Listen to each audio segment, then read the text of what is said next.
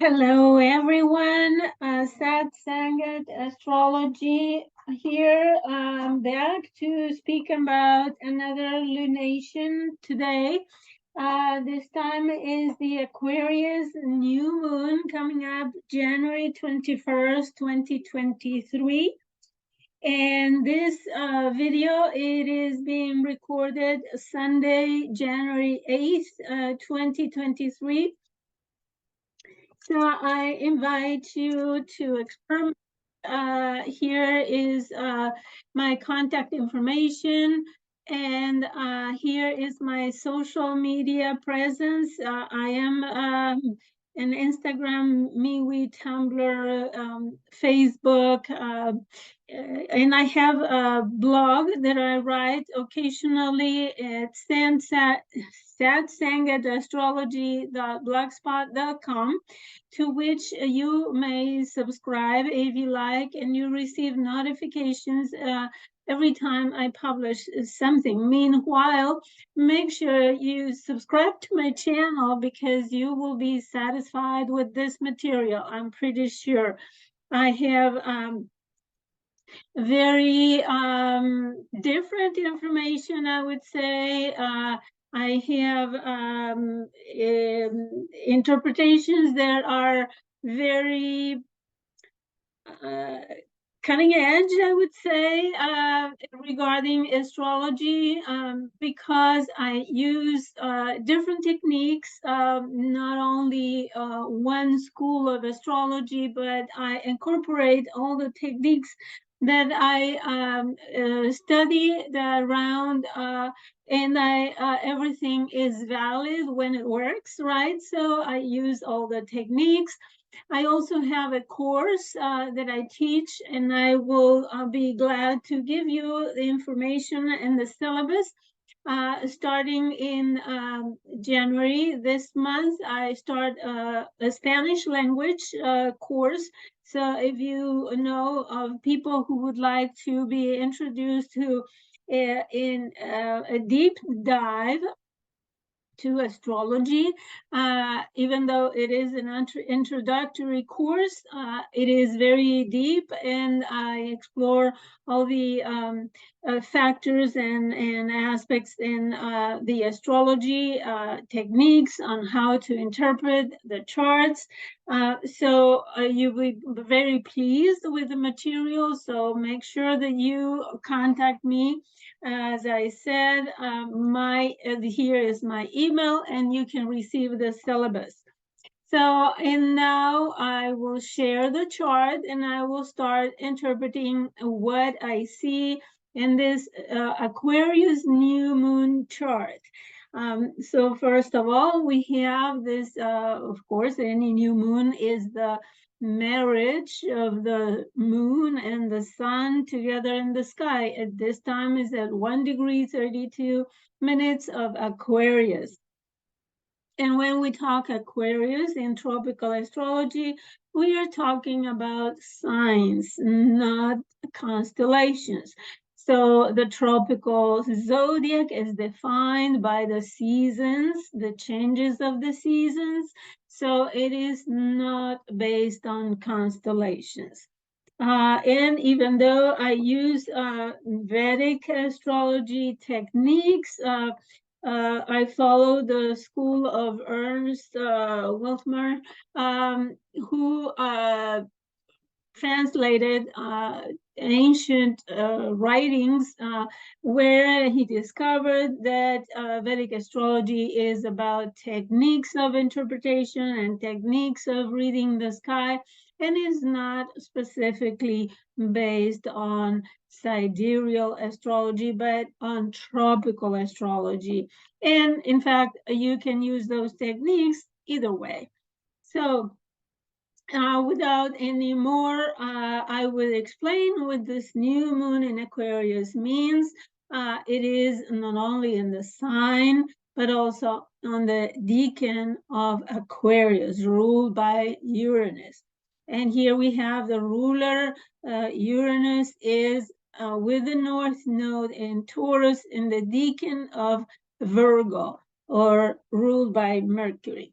So Mercury by this time of the new moon is already direct, even though standing for a while, a couple of days at the 8 degrees of Capricorn.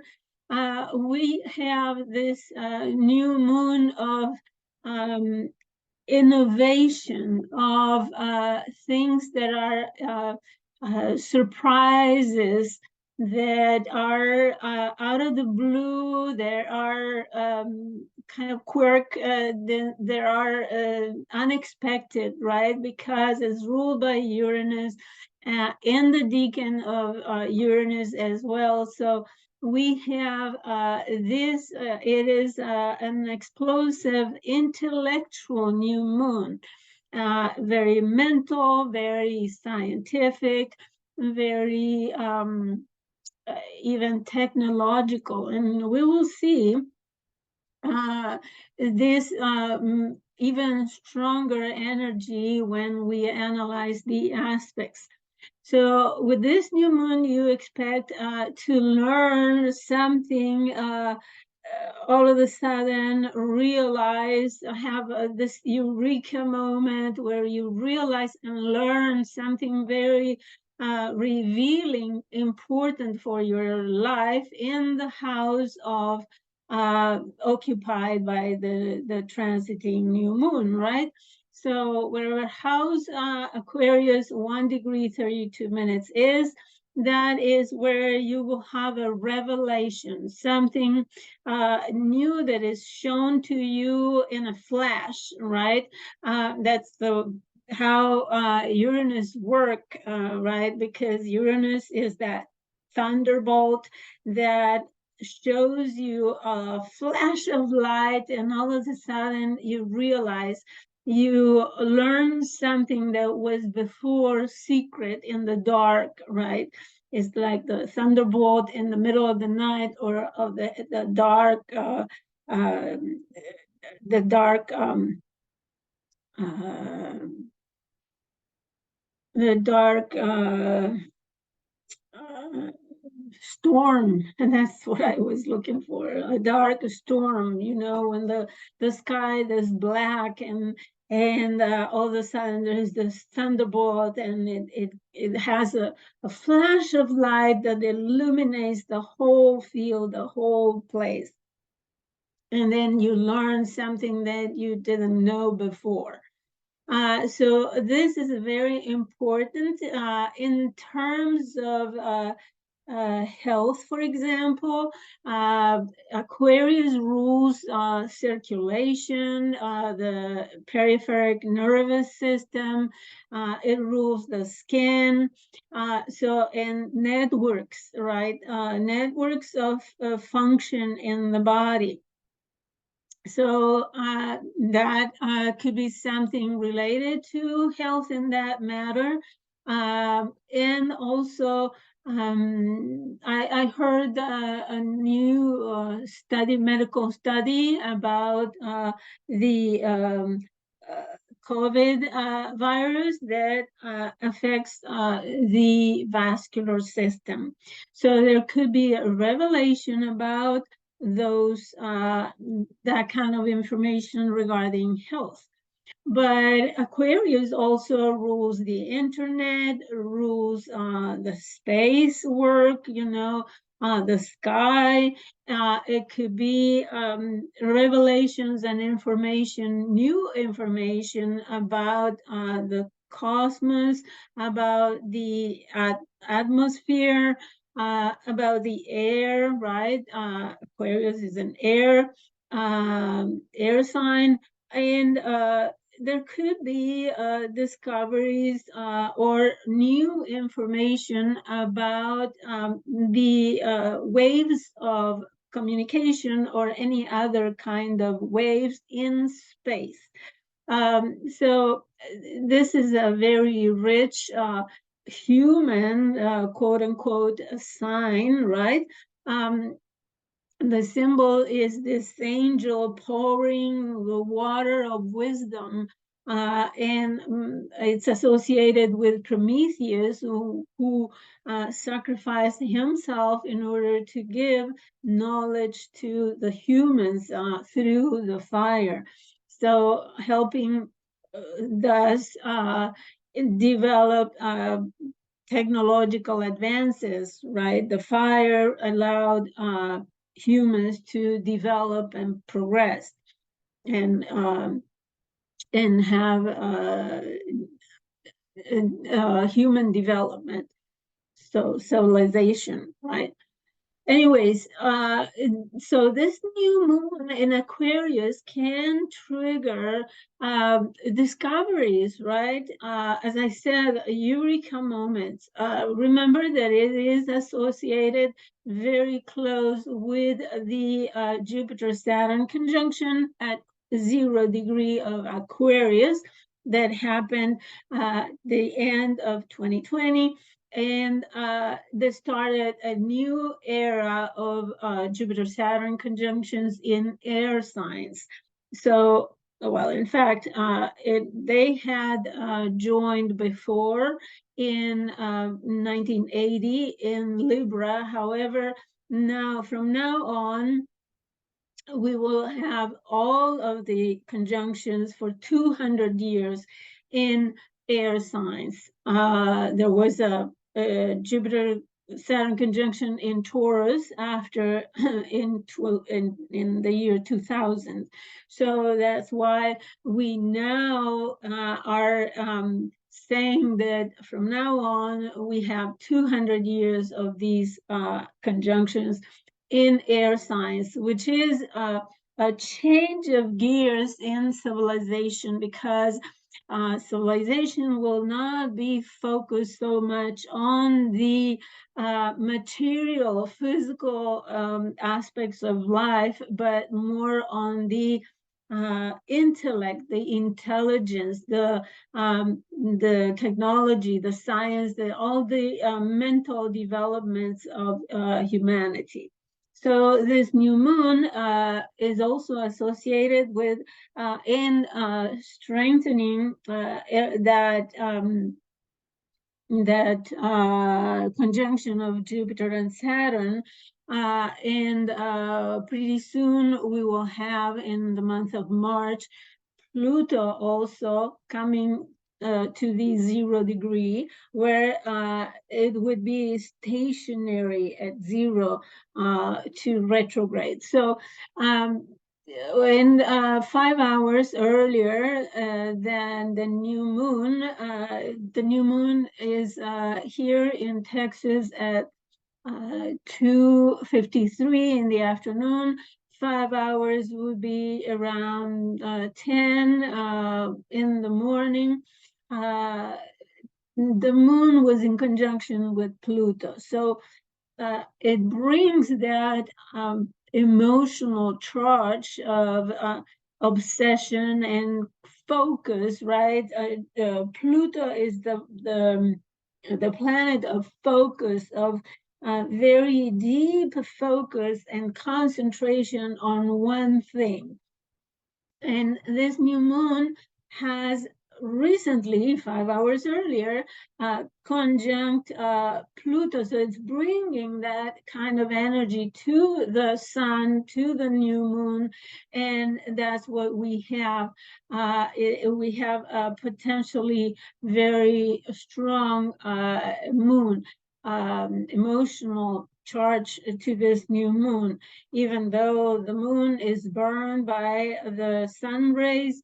But we need to know that the moon is out of bounds. So this new moon is also called by Elaine Koiner the crisis new moon. And we will have several crisis new moon. In fact, 2 more of them. That will be February 20th and March 21st. So these new moons can provoke and trigger a crisis. And of course, not everybody will suffer those crises.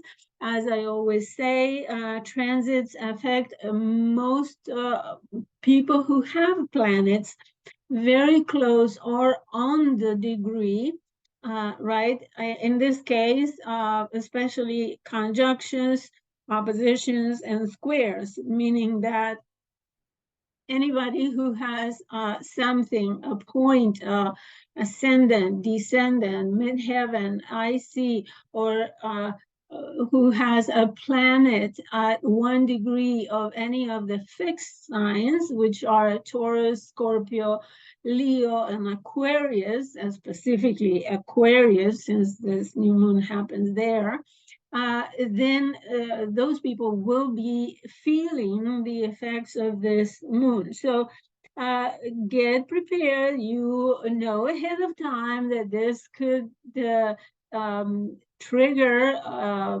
a crisis of some sort.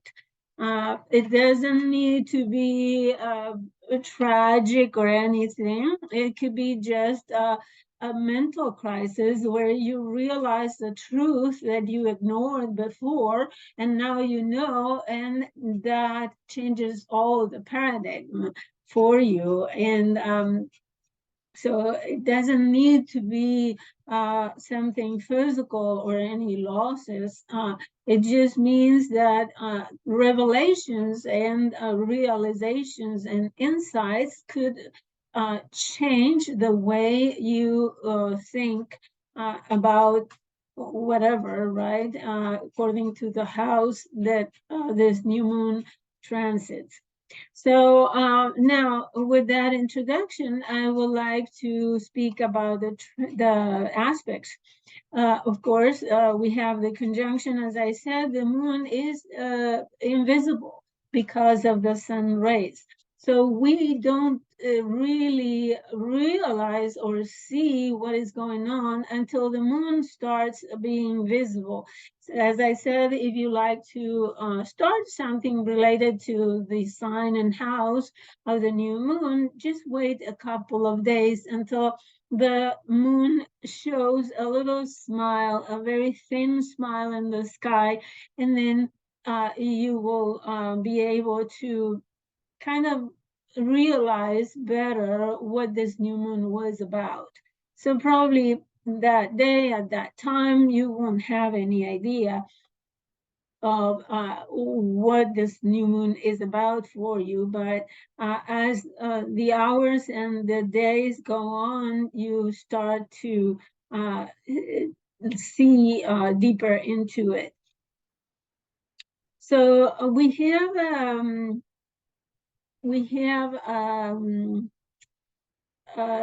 even though we have a trine to Mars, it's an applying trine to Mars. There is a sextile to Jupiter, also applying because the moon is 1 degree and Jupiter is 4 and Mars is 8. So it will take several hours until the moon really sextiles and trines Mars. These aspects are, let's say, important, but I think the most important aspect the moon makes is biseptile to the ruler of Aquarius, which is Uranus. Okay, a septile is a 51, 52 degree, sorry, 51, 52 degree angle, right? And in this case, it is a 103 degree angle in 24 minutes which is a biseptile to Uranus. And I think it's the most important aspect since it is so exact and also since it is the ruler of this new moon. Okay, so septiles, it's a spiritual creation, like inspiration, right? And you have it's like having a spiritual epiphany regarding something intellectual or something spiritual. Oftentimes it's very hard to perceive this influence because subtiles are so subtle and spiritual that could be revelations about spiritual matters. It could be revelation or epiphanies regarding how technology and scientific advances may give us the guide, the spiritual guide to solve Taurus matters, which is energy crisis, energy needs. Also, there is this spiritual inclination to preserve nature, Taurus, and natural resources. There is this spiritual inclination to also, we need to consider Uranus in the decan of Virgo. And Virgo is all about fixing problems, right? So we have these spiritual revelations that will help us solve problems of nature, the natural resources, energy production. We will have this inspirations for scientific advances and technological developments that may also reveal realities that come from the cosmos, right? And I'm going to share the screen for you because I found very interesting. Let me see, just a moment. I'm going to change the share. Here is what I found about space-based solar power. So there is this new technology that has been studied about how to put solar panels in the sky in order to capture the solar energy and beam it back to the Earth, as you see here, with a laser, beam it down to Earth, to points on Earth. So this website is from energy.gov in the United States, but we also have here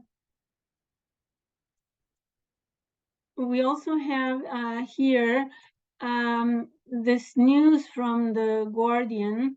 Beam down, can solar power from space help solve our energy needs? So this is very neat information on these developments like Solaris. And let me share the sound so you can see this video here. Renewable and low-carbon energy solutions as intermittency of supply, pressures on land use, scalability and toxic waste limit how quickly and effectively existing energy sources can be rolled out. The European Space Agency has been investigating a new solution that could overcome all these problems. Solar power delivered wirelessly from space to Earth.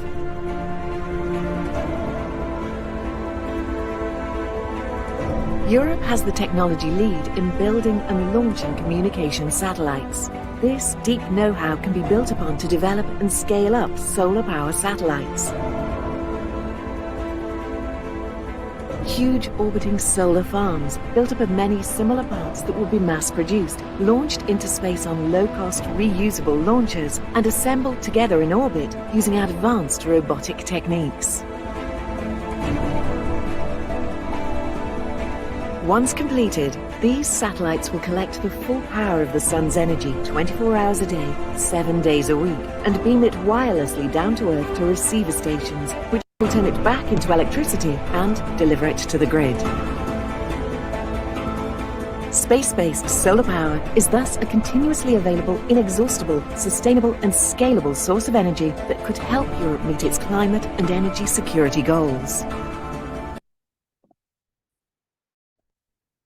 Okay, so now you see how the innovation, let me go back to the sound. Okay, so the innovation, we also have NASA in the United States developing this science, and other countries as well. There are countries all over the world that are developing this kind of project. So as you can see, we have this influence of Uranus, the innovation in nature, but now with this subtile, we have this spiritual guidance, right, from the heavens or from the cosmos, in order for the scientific development for similar kind of technology and other innovations. So it could also refer this new moon to revelations from the cosmos, to the new developments in astrology, and also the launch of robotics in order to manage resources and to manage and control, let's say, in a way that could reveal important information, data, right? Aquarius is also the collection and the connection of data in order to make sense of it, or in order to use networks of data in order to find more information, additional, more advanced information. So robotics may also be involved. 0 degree Aquarius, it's close enough to this new moon is close enough to 0 degree. It's associated with AI and all kinds of robotics developments. So I think that is the most important aspects. But we also have the opposition almost exact by 3 minutes an orb to Black Moon Lilith. And Black Moon Lilith is the fear of change. And of course, we are all fearful of the technological changes, the scientific changes that are completely putting our lives upside down. And we need to relearn how to live in society, right?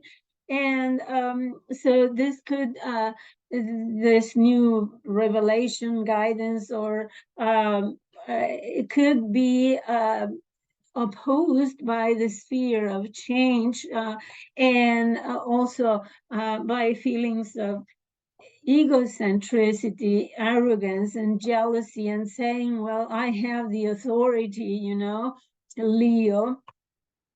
So, and people may act as all trying to hold their authority, and even act selfishly, led by the fear of change, and also losing face and losing position. So this fear of losing the position, right, of authority can be opposed to these new revelations. For example, if there are revelations in the sky also related to spirituality or beliefs, right, then information and data may counteract the beliefs right? The beliefs of people. Remember that it's also an applying sextile to Jupiter that represents religions. So it could be taken, this new insights and revelations could be taken as a threat to authority. So and in order to maintain the rigid mindset, the person um, uh, may develop this fear, right? And become more aggressively protecting the position. So this could be solved, this opposition, which is a very tense opposition, tense conflict of energies, may be solved by allowing the for leadership at the same time as fellowship, right? Leadership, Leo, fellowship, Aquarius. So it could also help to become more generous, using the positive energies and the positive traits of Leo, like generosity, inspiration, leadership, empowerment to someone else, right? Empowerment to the group individuals.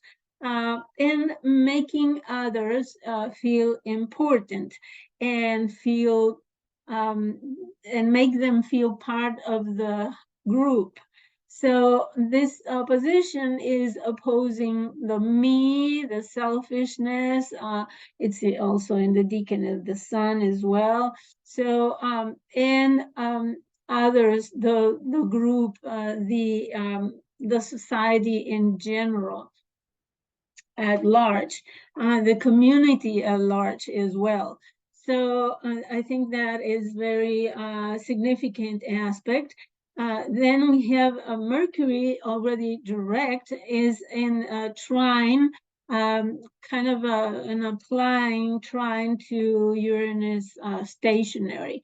So we have Hygeia in almost a perfect trine to Uranus as well. So we have here information regarding health, right?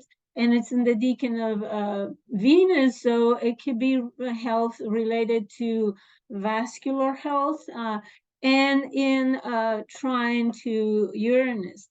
So this is an aspect of flow between data, information, and planning, planification, and organization, because Mercury is in Capricorn and is also in the decan of Saturn.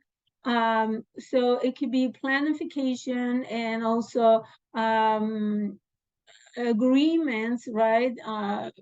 Taurus agreements regarding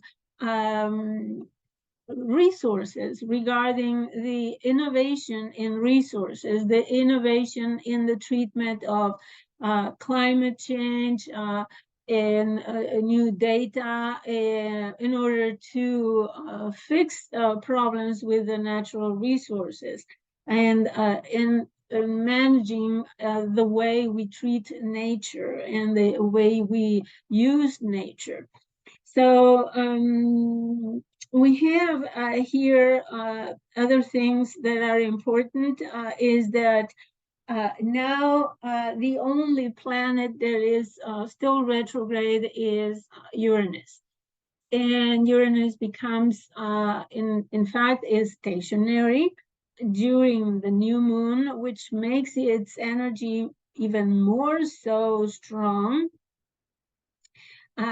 because a stationary planet is like a concentration, a really focus on the energy, the symbolism of that planet, right? So what happens here is that Uranus is super, super strong, and it may really bring natural catastrophes, catastrophes once more, unfortunately. But as I said, that may trigger this spiritual guidance that we so much need in order to learn something from it. So it is often said that humans learn by rigor, by suffering, and it's a way of learning for humans. So we have the Uranus direct the next day on the 22nd. And from then on, we will have the planets all traveling direct, which is kind of rare, having them all direct at the same time. But it's like feeling this new moon has in it the feeling of uh, getting the engine started, and then when Uranus goes direct, then we go on. So we have until April 21st, when Mercury will be the first one retrograde. Then Pluto will be the second on May 1st. Saturn will turn retrograde in June 17, followed by Neptune June 30th.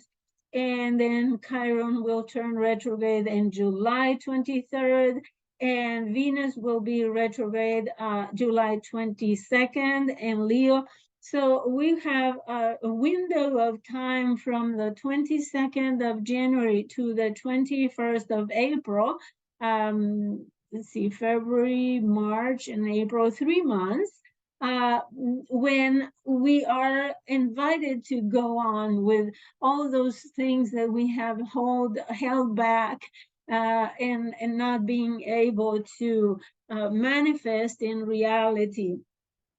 So I wish you really the best of this new moon. Meditate about it. In fact, I published this on the 8th of January. Give you time to think about and plan about 2 or 3 days. 18, 19 of January, you can set up a time for meditation, for retreat, for some kind of ceremony, spiritual or ritual or something, in order to meditate and reflect about the energy. It is important to take the step back when the moon is dark. When we don't see the moon, those nights that are really dark because there is no moonlight. It is important to retire, to retreat, in order to reflect about the end of the previous moon cycle, which, as I explained before, started in Capricorn, culminated in Cancer. So we have this period of about 3 days before the new moon to meditate and absorb and integrate everything that we received or learned during the previous moon cycle. So I really wish you a very happy new moon, and don't hesitate to contact me very soon. So see you next time.